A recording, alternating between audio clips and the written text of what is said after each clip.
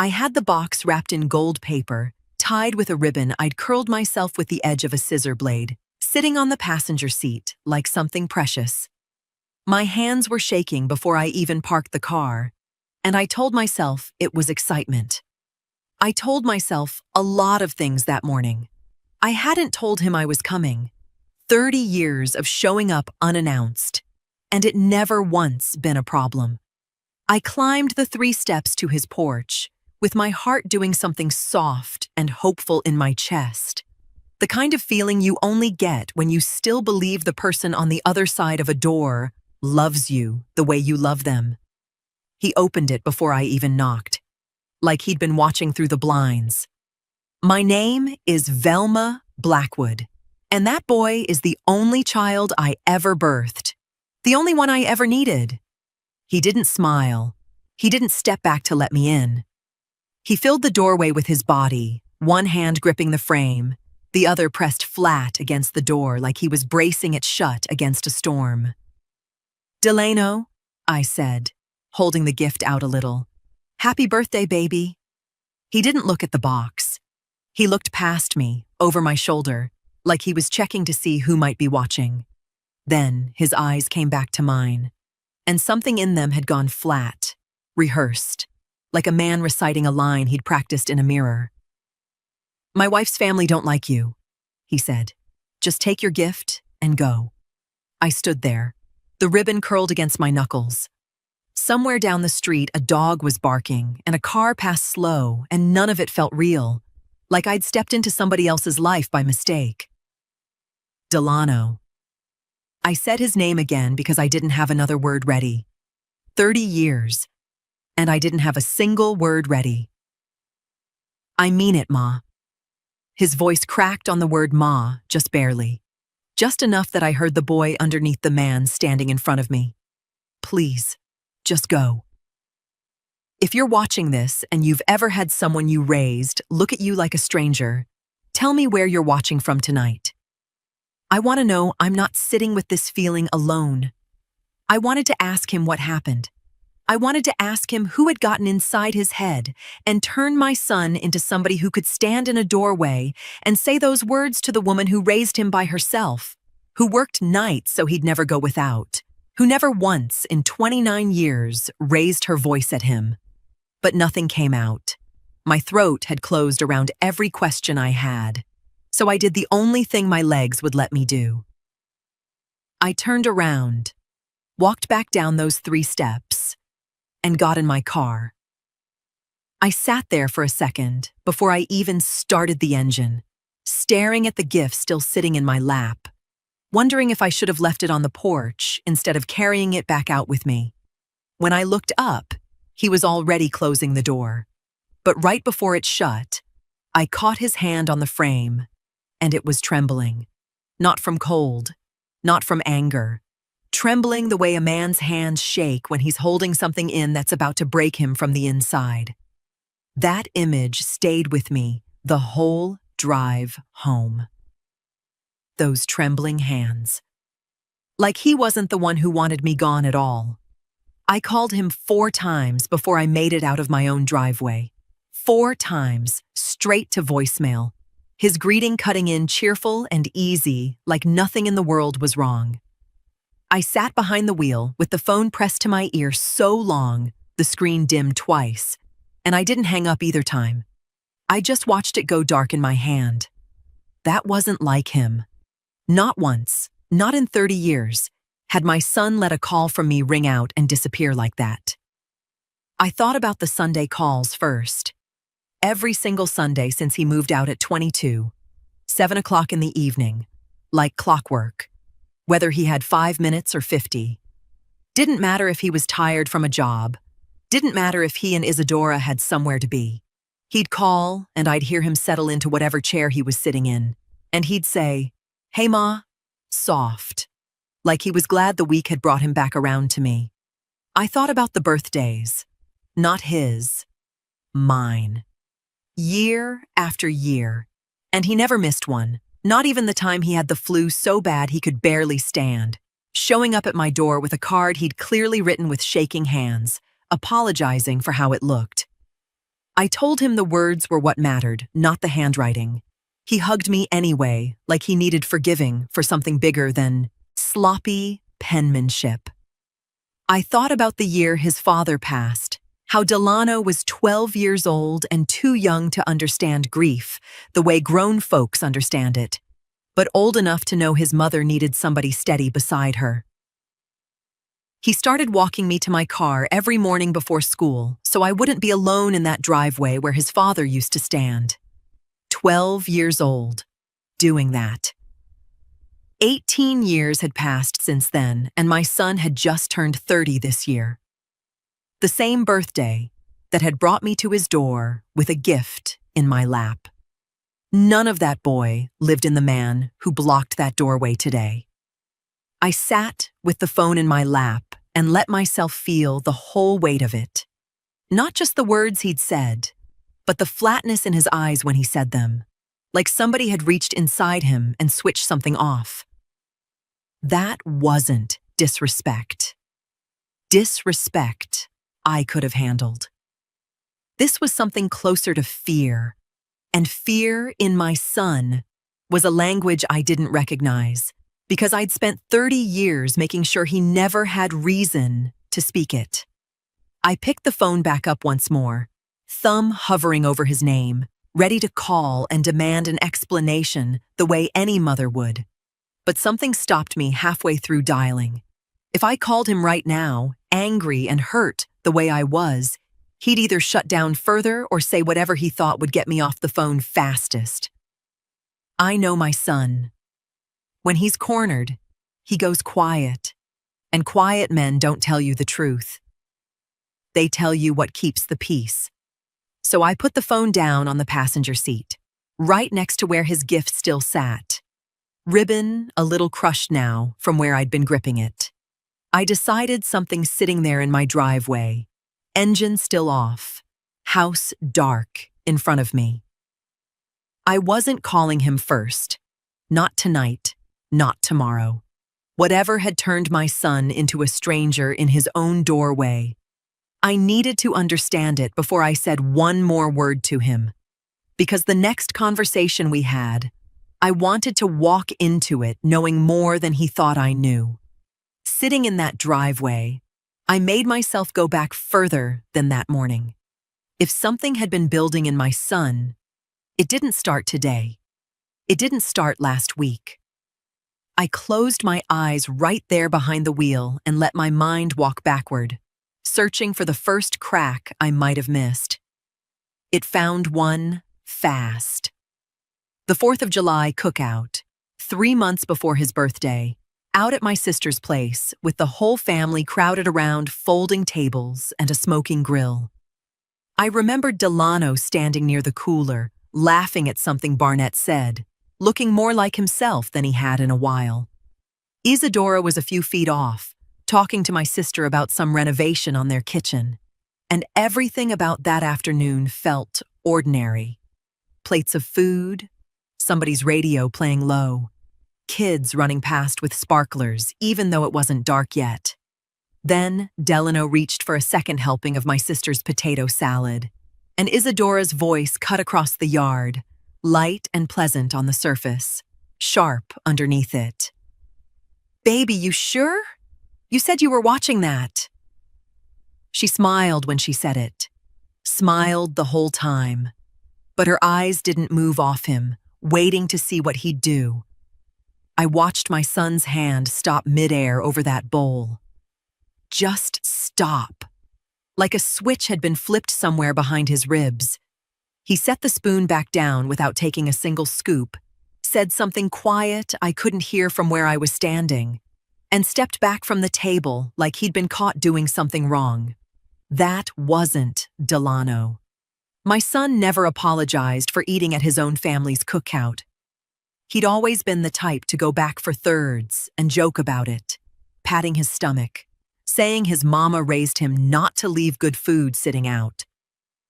I remember thinking, in that moment 3 months ago, that it was just Isadora being Isadora, a little particular, a little controlling about small things the way some wives are. I remember deciding it wasn't my business how they ran their household, and I went back to my plate and let it go. But sitting in my car now, replaying it with what happened at that doorway fresh in my mind, it didn't look like a wife minding her husband's diet. It looked like a test, like she'd been checking whether he'd do what he was told, even in front of people who loved him.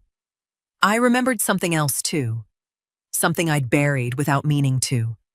Right after that exchange, Barnett had leaned over, toward my lawn chair, plate balanced on his knee, and dropped his voice low enough that only I could hear him. "You good?" he'd asked. Not asking about me. His eyes were on Delano's back as my son walked off toward the house, shoulders drawn up around his ears like a man bracing against wind that wasn't there. I'd waved it off then, told Barnett I was fine. We were all fine. It was just a cookout. But he hadn't been asking if I was fine. He'd been asking if I'd seen what he'd seen. Sitting in my driveway 3 months later, gift still in my lap, I finally let myself answer the question I never really answered that day. No, I hadn't been good. I'd just been too unsettled by it to say so out loud. Some part of me already sensing there was more sitting underneath that moment than a wife fussing over potato salad.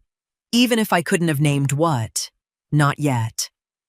I sat in that driveway until my legs went stiff and my mind didn't stop at the cookout. It kept walking backward, slower this time, looking for anything else I might have brushed past without letting myself see it clearly. It landed on a Tuesday afternoon, maybe 6 weeks after that cookout, 2 months before his birthday.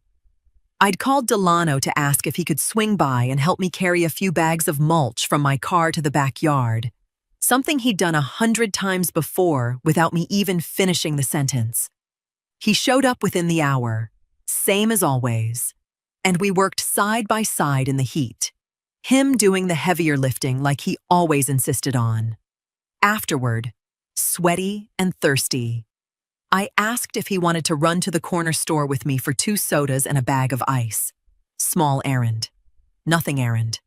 The kind of thing he'd have handled without blinking a year ago, tossing a $5 bill on the counter and telling the cashier to keep whatever was left as a tip, just to see the woman smile. At the counter, the total came to $6.40. I watched him open his wallet, and something in his hands slowed down in a way that caught my attention before I even understood why. He counted out 5 ones, slow, like he was doing math in his head that didn't need doing. Then he checked his jeans pockets for change, then patted down the jacket he had thrown on that morning. He came up short by 60 cents, and I watched my son, a man who once left a 20 on a $5 tab without thinking twice, stand at that counter doing quiet arithmetic over pocket change.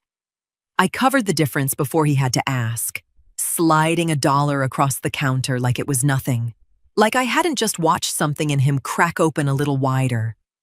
Outside, walking back to the car, I couldn't let it sit unspoken. "Everything all right with you and Isadora?" I asked, keeping my voice light, the way you do when you're trying not to spook somebody into shutting down. Money-wise, I mean. He didn't answer right away. He looked out at the parking lot like there was something out there worth studying, jaw working, like he was chewing on words before deciding which ones were safe to let out. "Things are just tight right now, Ma," he said finally. "Business slow. You know how contracting goes some seasons." I did know. I'd watched him ride out slow seasons before, 3 or 4 times over the years, and never once had it turned him into a man who flinched at 60 cents. This felt different.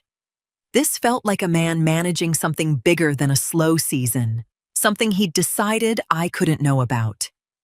I let it go, right there in that parking lot, because pushing him felt like it might close a door that was still barely cracked open. But I watched his eyes when he said it, and they didn't match his voice. His voice was calm, practiced, almost too smooth. His eyes were somewhere else entirely, Somewhere tired, somewhere scared, somewhere he clearly didn't want me following him into. I got in the car and drove him home without saying another word about it. But I carried that look on his face the whole way, turning it over like a stone I couldn't put down. Whatever was tight in his life, it wasn't just money. Money don't make a grown man's hands go still like that. Fear does. A week passed before Delano called me again. No apology in his voice, just an invitation. Quiet and careful, like he was testing whether the door between us was still open at all. Isadora had gone out of town for 2 days, he said. Some work thing with her mother. He asked if I'd come. Bye. He didn't explain the birthday. I didn't ask him to. I went anyway. Whatever pride I had left. It didn't matter more than getting eyes on my son. He looked thinner than I remembered, though it hadn't been that long. Tired around the eyes in a way sleep wasn't going to fix. We sat at his kitchen table for a while, talking about nothing that mattered. Both of us circling the doorway. Conversation like it was a hole in the floor neither of us wanted to fall through. Then his phone rang. Work call, and he stepped out to the garage to take it, telling me he'd be a few minutes. I sat there with my hands needing something to do. There was a laundry basket sitting by the hallway, overflowing, a jacket draped half out of it and sliding toward the floor. I reached over just to catch it before it fell, meaning nothing more than to hang it back over the basket's edge. And that's when something inside it crinkled against my palm. A lighter jacket than his, one I recognized as Isadora's, the kind she threw over her shoulders running errands. I hadn't gone looking. It had simply fallen into my hands. Paper, folded small, torn along one edge like it had been ripped away from something larger and balled up to be thrown out, then forgotten in a pocket instead. I almost set it aside without looking. Almost. I don't know what made me open it. Maybe some part of me had been waiting for a reason since that doorway. The handwriting was hers, slanted, quick, the kind of scrawl somebody uses when they're writing fast, thinking faster, working something out on paper before deciding it was too dangerous to keep. Most of it was torn away, but what remained sat right there in my palm, like it had been waiting for me specifically. The money, before anyone finds out. Don't tell your mother anything. You understand what happens if you do. I read it 3 times, standing in that hallway with the dryer humming behind me, my whole body gone still and cold at once. The money. Not marriage trouble. Not a woman being difficult about potato salad or 60 cents at a corner store. Something with actual weight behind it. Something she'd been working through on paper and meant to destroy. Not something meant for me to ever find. I heard the garage door before I heard Delano's footsteps, and I folded that scrap of paper into my palm so fast my knuckles went white around it. By the time he came back into the kitchen, I had that jacket hung neat on the chair, and my face arranged into something calm enough to pass. I didn't ask him about it. Not that day. If I asked him straight out, he'd either lie to protect her, or he'd shut down the way he always did when he felt cornered, and I'd learn nothing except how good he'd gotten at hiding things from me.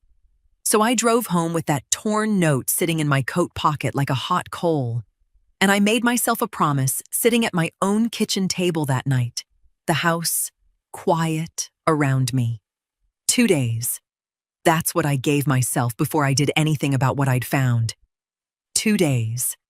And then I would know the truth of it, one way or another. Because I already knew, sitting there, that the person I needed answers from wasn't going to be my son. It was going to be his wife's people. 2 days. I'd given myself 2 days, and I spent both of them rehearsing what I'd say to people I'd never once sat across from as anything other than polite strangers at a wedding. I knew where they lived. A brick house out past the country club. The kind with a circular drive and hedges cut too straight to be anything but paid for. I'd been there exactly once.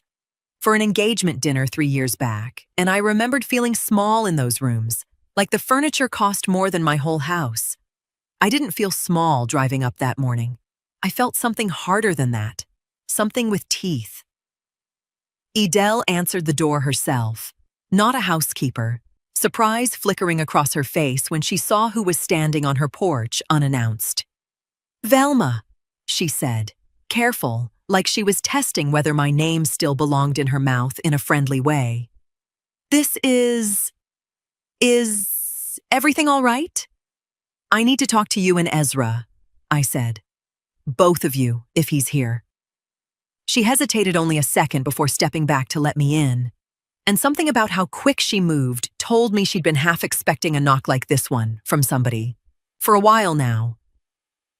Ezra came in from another room, already loosening his tie, and I didn't waste time with pleasantries. I set that torn note on their kitchen island, still creased from where I'd folded it into my coat pocket for 2 days straight. "My son stood in his own doorway and told me your family didn't want me around," I said. "Then I found this in his jacket. So I need to know what's going on, because I don't believe for 1 second either of you told him to do what he did."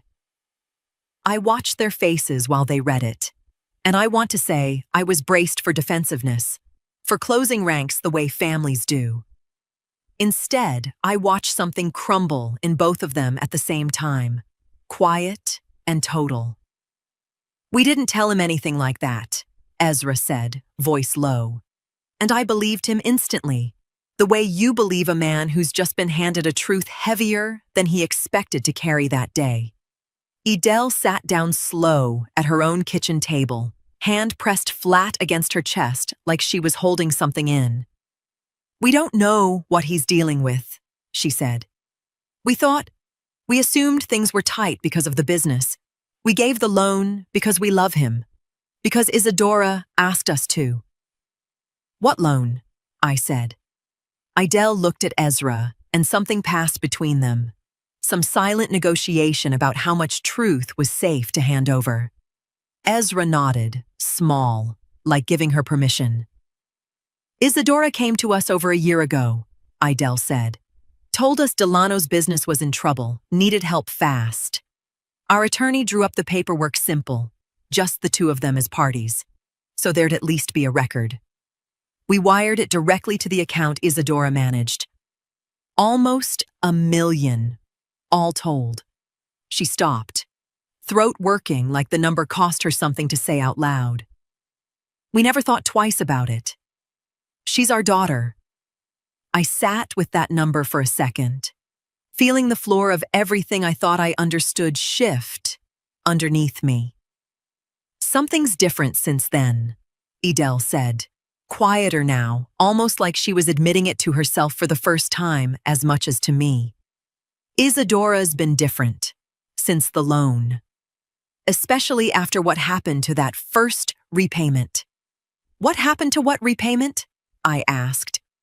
Ezra and Edel exchanged a look I couldn't read, something guarded passing between them, but neither one answered me directly.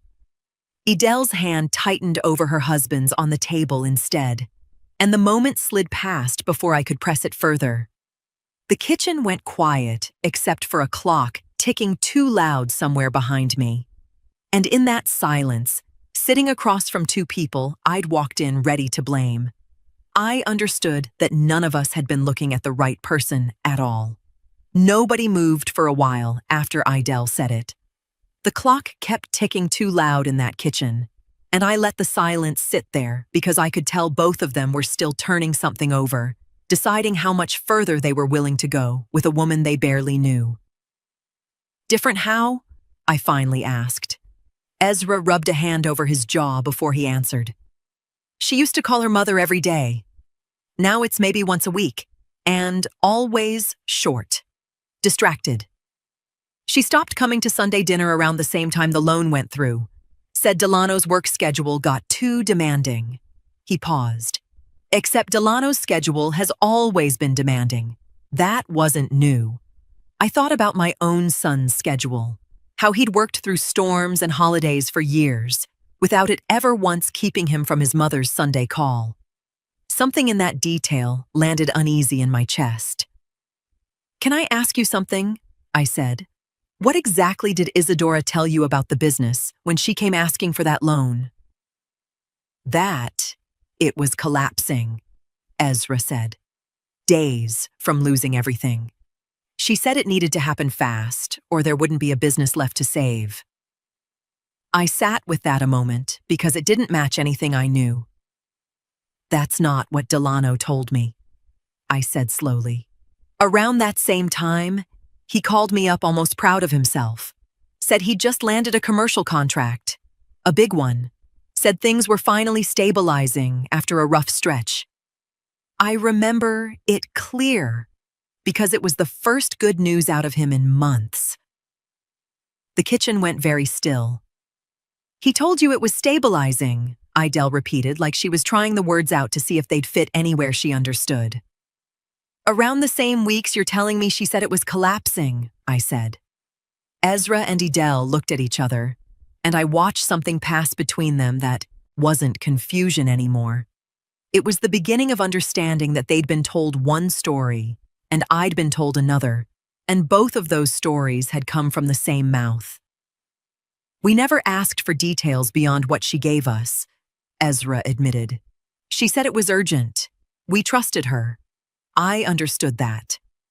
I'd have trusted my own child the same way, no questions, money in hand before doubt even had time to form. That wasn't foolishness. That was love doing what love does. But love doesn't explain a woman telling her own parents the business was dying while telling her husband's mother it was saved. Doesn't explain a wife testing her husband over potato salad. Doesn't explain a note warning him not to tell his mother something. Doesn't explain a grown man's hands shaking like that in his own doorway. "I think," I said slowly, "your daughter's been telling each of us whatever kept us from comparing notes." Idell's face did something complicated then. Grief and denial and a mother's stubborn hope all fighting for space at once. I recognized it because I'd worn that same expression plenty of times myself, refusing to believe my own child could be capable of something ugly.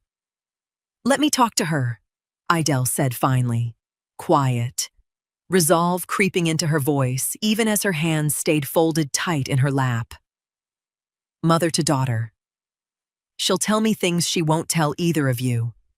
I wanted to warn her it might not go the way she hoped, but I didn't say that out loud. I just nodded, because some truths, a mother has to go looking for herself before she'll believe them." 3 weeks passed after I sat in that kitchen with Idell and Ezra, and in that whole stretch of time, my son didn't call me once. Not a Sunday call, not a text asking how I was doing. Nothing. I'd reach out every few days, careful, not wanting to spook whatever was already fragile, and I'd get short replies hours later. "Doing fine, Ma, just busy." The kind of message a person sends when they're trying to convince you nothing's wrong without actually saying anything is right, either. Idell called me twice in that time. Both times she sounded worn thinner than the last, telling me Isadora had gotten short with her on the phone. Evasive. Changing the subject anytime she tried to steer the conversation toward the loan or toward Delano. "She won't let me get close to it," Idell said the second time, frustration cracking through her usual composure. "Every time I bring it up, she finds a reason to hang up." I didn't know what was happening inside that house. I want to be honest about that, because I've learned enough in this life to know that pretending you saw something you didn't only makes the truth harder to trust later. I wasn't there. I didn't watch it happen. All I had was silence, and silence from my son was its own kind of information. Then, on a Tuesday evening, my phone rang from a number I didn't recognize. Area code local, but not one saved in my contacts. I almost let it go to voicemail. Something made me answer. "Ma." Just that one word, and I knew something was different before he said another thing. His voice had a rawness to it, thin and stretched, like he'd been holding something together with both hands and it had finally started slipping. "Delano? Whose phone is this?" "Barnett's. I had to borrow it." A breath, shaky, on the other end. "Isadora took mine, about 2 weeks ago. Said I couldn't be trusted with it. Said." He stopped, and I heard him swallow hard before continuing. "She said I wasn't allowed to see you right now. Not call you, not visit. Nothing. Said it was for the best. Until things settled down." "What about your work phone, baby? The one for your jobs?" "She had that shut off too. Told the carrier it was a stolen line, canceled it. Said she'd handle getting me a new one once things calmed down." He gave a short, humorless breath, almost a laugh. "I've been borrowing whoever's phone I can get my hands on when I need to make a call. Nobody's watching." I sat down hard on my own couch, my hand pressed flat against my chest, like I could hold my heart in place from the outside. "Settle down from what, baby? What is going on with you?" "I can't." His voice broke clean in half, right there. "I can't talk about it yet, Ma. I want to. I promise you I want to. But I need you to trust me a little longer. Please." I wanted to push. God knows every instinct in me wanted to demand answers right then, sitting there, gripping that phone like it might get away from me too. But something in the way he said, "Please," stopped me cold. Not pleading for patience the way a man stalls for time, but pleading like a man standing right at the edge of something, deciding whether to jump. "I trust you," I said instead, even though trust wasn't exactly what I was feeling. "I'm right here, Delano. Whenever you're ready."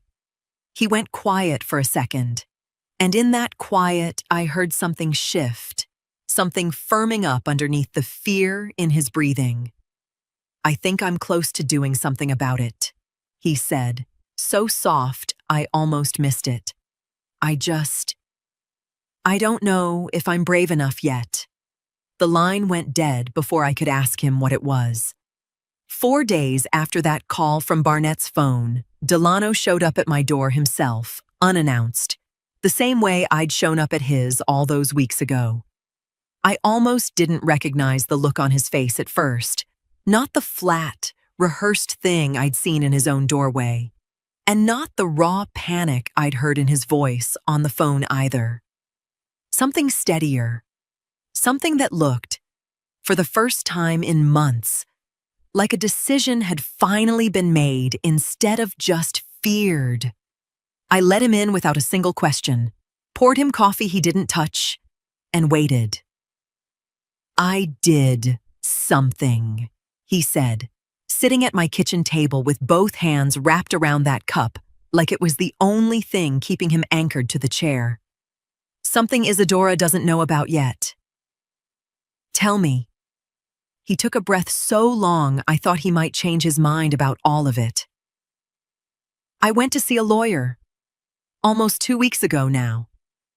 Snuck out during the day. Told Isadora I had a job out past the county line. Took my truck instead of letting anybody drive me anywhere I'd have to explain." "A lawyer," I repeated, careful, not wanting my voice to carry anything that might make him stop talking.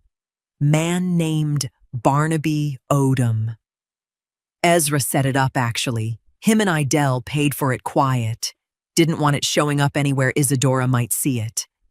I didn't even know they'd done that until I got there, and the receptionist told me it was already handled. I sat with that a second, feeling something unclench in my chest that I hadn't realized was still wound so tight.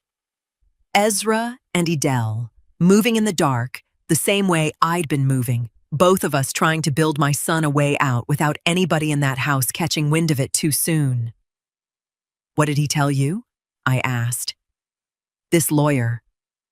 Delano's jaw worked for a second before the words came. "He asked me everything. The loan, how it got set up, what's been happening between me and Isadora, all of it. I told him things I ain't said out loud to anybody yet. His eyes came up to mine, and for the first time in this whole conversation, something raw and unguarded moved through them. I told him about the doorway, Ma, about what I said to you. I told him I've hated myself every day since.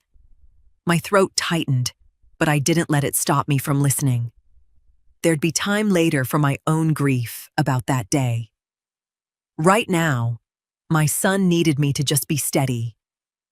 He said if I could document a pattern, her controlling the money, cutting off my phone, keeping me from you, it could matter a great deal once we got in front of a judge. Said financial control and isolation like that get looked at seriously in a divorce, especially with money like this involved. Said I had more options than I'd let myself believe. He said it soft, like he still didn't quite believe it himself, like hope was a language his mouth wasn't used to forming anymore. I've spent a year thinking there was no way out of this without losing everything, he said. This is the first time somebody's laid out for me, plain, what I could actually do about it. I reached across that table and put my hand over his, and for a moment, neither of us said anything else. But sitting there, watching my son hold on to that small, fragile hope, like it might slip through his fingers if he gripped it too hard, I understood something had shifted for good. He wasn't just surviving anymore. He was starting to fight. 10 days after he sat at my table telling me about the lawyer, Delano called and asked if he could come by that evening. Something in his voice was different this time. Steadier. Like a man who'd finally stopped standing at the edge of the water and just walked in. He showed up right after dark, and before he even sat down, he said, "I filed today, Ma, for divorce. Barnaby helped me get it done this morning." I felt something in my chest loosen and tighten all at once, relief and fear tangled together so close, I couldn't tell where one ended and the other started. "Sit down," I said. "Tell me everything. All of it. From the start. Not just pieces." So he did. He told me about the business trouble first, how it had gotten bad enough that he was staring down, losing everything he'd built, and how ashamed he'd been to bring it to me instead of handling it himself like a man's supposed to. He told me he'd gone to Isadora first, not out of preference, but because he thought she'd understand the shame of it better than his own mother would. He told me how she'd gone to her parents behind his back at first, come back with an offer of the loan like she'd solved everything, and how grateful he'd been in that moment, not questioning what it might cost him later. Then there was the robbery, he said, and something in his voice went flat, careful, like a man stepping onto ice he already knew was thin. "What robbery?" I asked, though some part of me had been circling that word since Idelle let it slip in her kitchen. He told me about the first repayment, a cash installment, sizable, that Isadora had insisted he carry to her parents himself rather than wire it. Said it would mean something to them. Coming from him directly, a gesture of respect after everything they'd done. She'd been the one who chose the evening, chose the route, telling him it'd look better arriving after her father's usual Thursday dinner than showing up any old time unannounced. He'd walked 2 blocks from where he'd parked because she told him parking closer would look like he didn't trust the neighborhood. And somewhere in that stretch, in what looked like an ordinary mugging, the money was gone. "She told me not to go further with it," he said. "Not to involve police, not to raise it with her family. Said it'd only make me look like I'd taken it myself, or lost it somewhere and made up a story to cover it. I should have told you all of this a year ago," he said, voice cracking. "I was ashamed. And then once the lying started, I didn't know how to stop it without everything falling apart." I let a silence sit there before I answered, because he needed to feel the weight of that year, not have it smoothed over too quick. "You let me stand in your doorway thinking I'd done something to deserve being shut out," I said. A year of silence, Delano. That's a long time to leave your mother wondering what she did wrong. I know. He didn't defend himself. He just let it land. I'm not alone in this either, I said finally. I've already been out to see Ezra and Edel, more than once. His head came up fast. What? I found a note in your jacket, weeks back. Went straight to them with it. We've been putting pieces together on our end, same as you've been doing on yours. I reached over and put my hand flat on the table between us. You've had more people in your corner than you knew, baby. They know? Her parents know I filed? They will, I said. And when this goes to court, you won't be walking in there with just Barnaby standing beside you. The courthouse smelled like cold coffee and old carpet, and I sat in the second row of the gallery with my hands folded so tight in my lap, my knuckles ached. Barnaby had explained what this hearing was for before we came. Temporary orders, he called it. The judge deciding how the marital accounts and business assets would be handled while the divorce moved forward. Who could access what? Whose name went on which obligation until a final settlement was reached. Sitting there, watching my son at that table beside his lawyer, I understood this was the first time any of it would be laid out in a room built to weigh it properly. Isadora sat across the aisle, dressed sharp, composed in a way that looked practiced rather than natural. She didn't look at Delano once. She didn't look at her parents either, though they were seated right behind her attorney, close enough to touch if any of them had wanted to. When Barnaby called Idel to testify, I watched her walk up looking smaller than she had in her own kitchen, like the weight of what she was about to do had taken something physical out of her. Barnaby walked her through it plainly. She and Ezra were the ones who'd extended the loan, nearly $1 million, wired directly into an account Isadora alone managed. Isadora had told them the funds were needed urgently. Isadora had handled every conversation about it since, discouraging Adele from raising it directly with Delano at all. She told us Delano was proud, Adele said he didn't want it announced or discussed, that treating it too seriously would embarrass him. A pause, her hand gripping the rail of the witness stand. We believed her. We wanted to believe her. And why does that matter to this court today? Barnaby asked. Because that loan is sitting in the middle of everything now, Idel said. Because nobody but Isadora ever really knew where all of it went, or how it was being handled.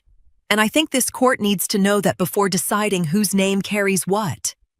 Then opposing counsel rose for cross-examination, and I felt my whole body go tense before he even opened his mouth. Mrs. Marsh, isn't it true you're only testifying against your own daughter because you're angry about missing repayment money? That you've aligned yourself with Mr. Blackwood out of resentment, not out of any genuine concern for the truth? Idel's chin lifted, something steadying in her even as her eyes stayed wet. I'm angry, she said. I won't pretend I'm not, but I'm not up here to punish my daughter. I'm up here because this court asked me what I know about that loan, and I intend to answer honestly, whatever it costs either of us. The room stayed quiet after that, the kind of quiet that presses down on you rather than lifting away. I looked over at Isadora then, and for the first time since all of this began, I saw something crack in her composure. Her jaw had gone tight, her eyes fixed hard on some point on the table in front of her, hands twisted together tight enough that her knuckles had paled. She looked, for just a moment, like a woman watching the walls of something she'd built with great care start coming down around her, one testimony at a time. It was the first time in this entire ordeal I'd ever seen Isadora look rattled. 3 weeks after that first hearing, we all sat down again, this time in a conference room instead of a courtroom. Long table, soft lighting, the kind of room built to make hard conversations feel a little more civilized than they actually are. Barnaby had told us to expect posturing, maybe even hostility, given how the first hearing had gone. What we got instead caught all of us off guard.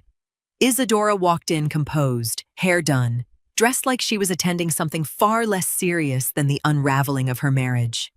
She greeted her own attorney with a small nod, sat down across from Delano without a flicker of the tension I'd watched crack across her face weeks earlier in that courtroom.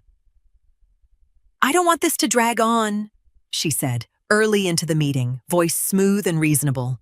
"I think we can agree on terms that are fair to everyone. I'm not interested in punishing anybody. I just want this finished." I watched Delano's shoulders, and tight since we'd walked in, ease down slightly at her words. I felt something similar loosen in my own chest, some cautious hope creeping in despite everything I'd already learned about how carefully this woman could arrange her face to say exactly what a room needed to hear. For nearly an hour, it went smoother than any of us expected. She agreed to terms on the house without argument. She didn't fight Barnaby's language around the loan being treated as her responsibility to satisfy going forward. She even, at one point, looked at Delano directly and said, quiet, almost soft, "I know I made this harder than it needed to be. I'm sorry for that much, at least." I sat there watching her say it, and some old, tired part of me wanted so badly to believe her. But some other part of me, sharper now than it had been a year ago, sat back and watched how still her hands stayed the entire meeting. Edel noticed it too. I caught her watching her daughter with an expression that wasn't quite relief, more like a woman waiting for a second shoe she already suspected was still hanging in the air somewhere. Near the end of the meeting, while the attorneys finalized some wording, a clerk slipped into the room and set a thin folder in front of Barnaby. Records he'd subpoenaed weeks earlier from the bank, tied to the loan account. Only just released. He didn't open it there. He simply thanked her and set it aside, and I thought nothing more of it until the meeting broke up. When the meeting ended, everyone stood, exchanging the strange, stiff courtesy people manage even after tearing each other apart legally for an hour. Isadora left first, her attorney trailing behind her. Then I saw Barnaby pull Delano aside near the elevators, that folder now open in his hand. His voice dropped low and urgent in a way that didn't match the calm we'd just left behind in that room. I only caught pieces. Something about transfers out of the loan account, dated around the time of the robbery, moving to a second account none of us recognized.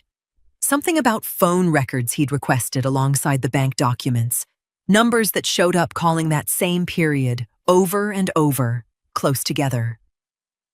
"This doesn't match her timeline at all," I heard Barnaby say, tapping the folder.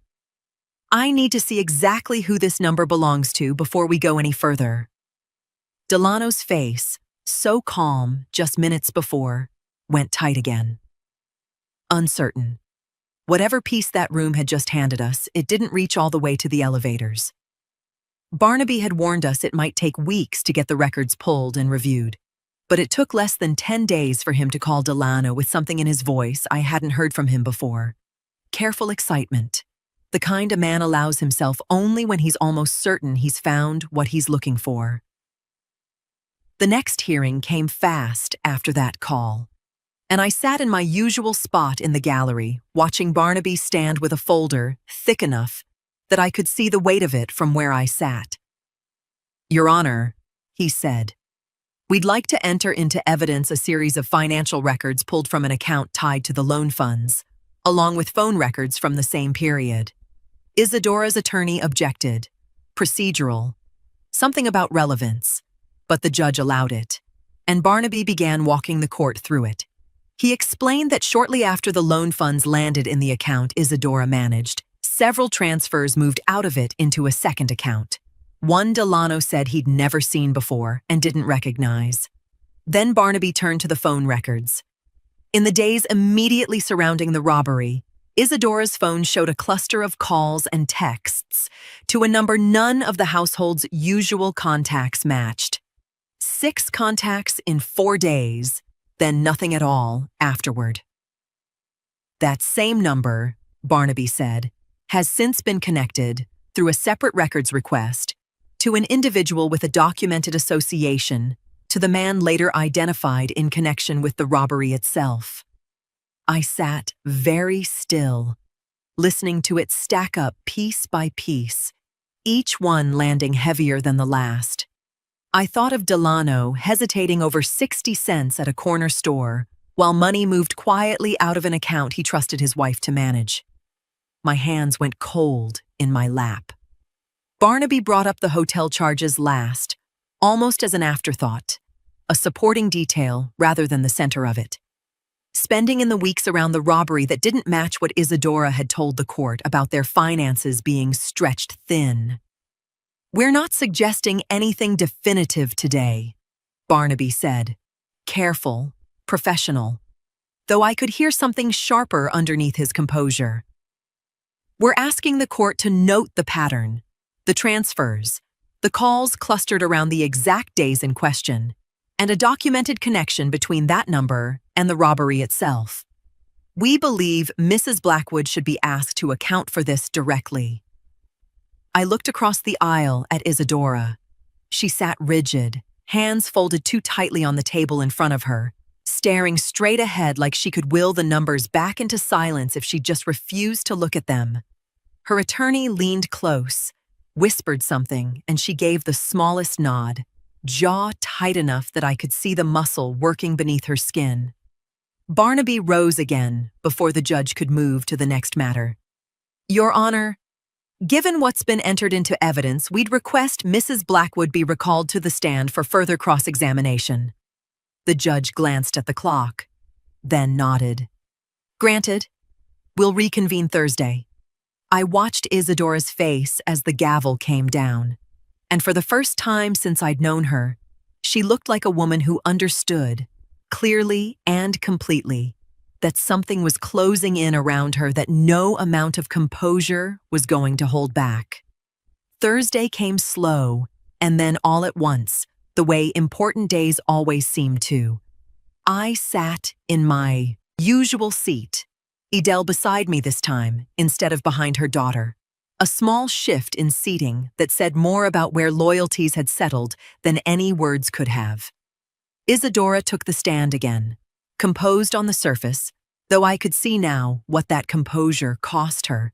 The tight set of her shoulders, the way her thumb pressed hard into her opposite palm. Barnaby began slow, methodical, walking her back through the transfers and the phone number from the previous hearing. She answered carefully, offering explanations that sounded rehearsed. The money was hers to move as she pleased. The calls were about something unrelated she didn't care to discuss. Barnaby let her talk, let her settle into her own account, before he turned toward the robbery itself. "Mrs. Blackwood, your husband testified earlier in these proceedings that he was walking along Cardigan Street when he was robbed. Is that consistent with what you understood that night?" "I've already answered questions about that night," she said, edge creeping into her voice for the first time. "I don't control what streets Delano chooses to walk. I'm not asking whether you controlled it. I'm asking whether that's the location you understood him to be in." "Of course it was Cardigan," she said, sharper now, impatience bleeding through. "That's not even... He wasn't supposed to be robbed on Cardigan at all. That was never the..." She stopped. The words hung in the air a half-second before her own face caught up to what she'd just said, and I watched her hand fly up to cover her mouth. Too late, the sound already loose in the room. The courtroom went utterly silent. I felt Idel's hand grip my arm so hard it would leave a mark.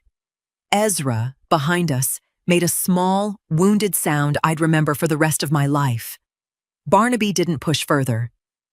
He simply let the silence sit there, let the words she'd already said do whatever they were going to do in that room, because there was nothing left to add to them.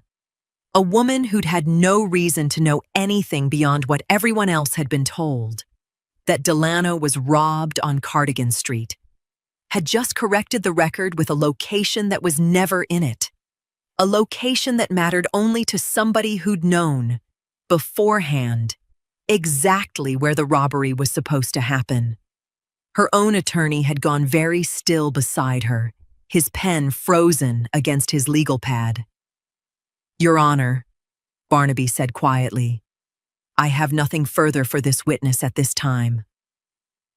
The judge looked at Isadora for a long moment, something unreadable moving across his face, before he turned to the room. "We'll take a recess," he said. 15 minutes. Counsel, I'd like to see you both in chambers before we resume."